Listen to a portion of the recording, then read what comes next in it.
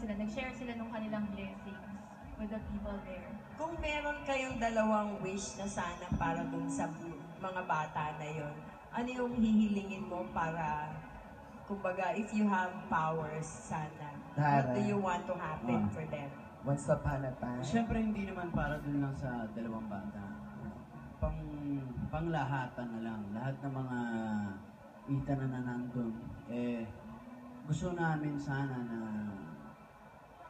hindi lang kami yung tumutulong. Kumbaga, kung may sobra man yung iba, sana mapadaan dun. Hindi lang naman sila pupunta dun para tumulong eh. Dahil may matututunan din sila. At eye-opener dun eh. Talagang pag nandun ka, magugulat ka na ganun pa rin pala dun. Parang wala eh, napag-iwanan ng panahon.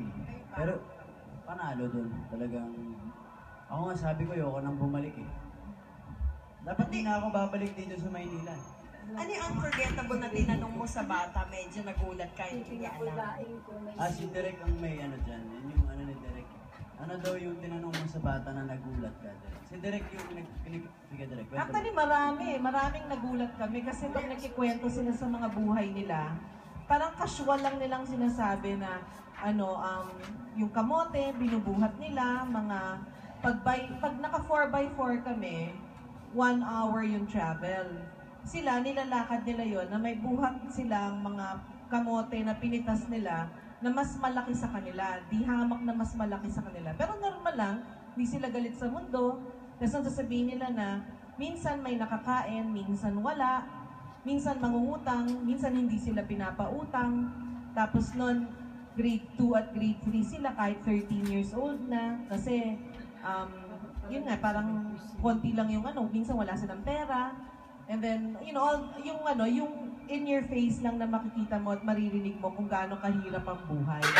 And sana nga maraming tumulong pa sa kanila. Parang nakakadurog ng puso pag nagkikwento talaga sila. Tipong yung bahay nila nasa bundok, papahatid na namin sila dahil kasi para wag sila maglakad na sila lang, ayaw nila. Kasi daw baka habulin ng aso yung maghahatid sa kanila dahil masukal daw, gubat daw yung dadaanan. Sila na lang daw, okay lang sila.